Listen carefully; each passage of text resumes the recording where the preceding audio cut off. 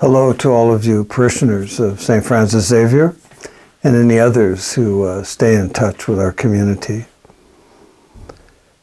I'd like to propose today a message that at first might not seem very much like an Easter message, but I actually believe it to be the very core of what Easter means to us. So I have a poem, of course, but I don't know who the author is. I haven't been able to discover who wrote this. It's based on part of the text of St. Luke's account of the Passion. And the title of the poem is, "If You Are the King, Save Yourself." I chose this poem because in the joy of the resurrection, in the joy of Easter, I think it's easy for us to forget what kind of a Messiah it is who comes and saves us. This poem captures it, I think, as well as any I've ever read. Let's see what you think of it. Condemned, scorned, and disposed of, whose life does not matter, enthroned under the weight of a cross, crowned with pain and humiliation, holding a scepter of powerlessness, the little man is a sad excuse for a king. That is, if you seek an unmoved mover, removed, impervious, who will excuse you from life, enabling you to be likewise. You can have him. Give me the one whose sovereignty is to rule in all suffering, to bless all pain by occupying it, to shine the light of love from inside the darkest night, whom nothing can prevent walking with us in our gravest trials.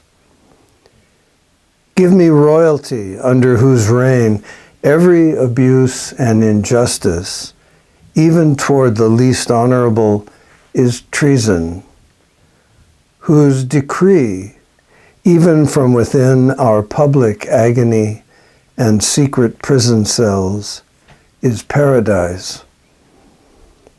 You can have your mighty warrior.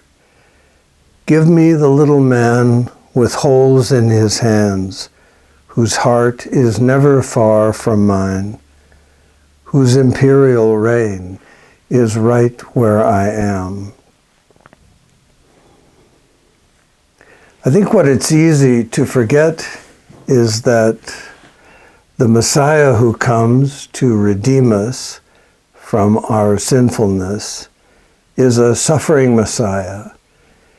And he demonstrates this, his mission, by spending his time with those who are suffering, those who are least, those whose lives do not matter, as the poem says. And his heart is never far from those who endure suffering. This is never more true than in however we experience what the poem calls our public agony. The difficulties, the suffering, the strife, the divisions that constantly encumber all aspects of the life of the people in this country, our political life, our social lives, our economic lives. The poem invites us to identify with the one who identified completely with us. This really is a deep part of the Easter message.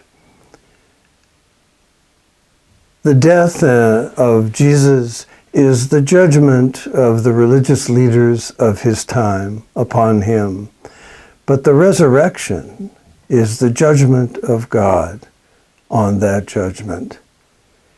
In the face of the worst our kind can do, to quote another poet, God's response is to raise Jesus from the dead and to have him return to us with a message of reconciliation, of mercy, of forgiveness, and then to charge us to continue the work that he began when he walked in the flesh.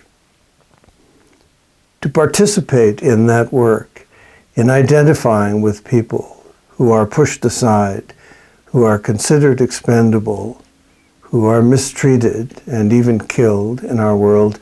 To do that is to associate oneself with the ministry that Jesus gives his disciples after the resurrection.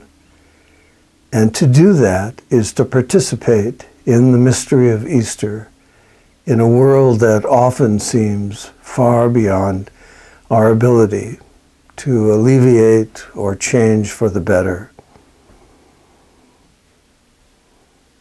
You can have your mighty warrior. Give me the little man with holes in his hands, whose heart is never far from mine, whose imperial reign is right where I am. God bless all of you.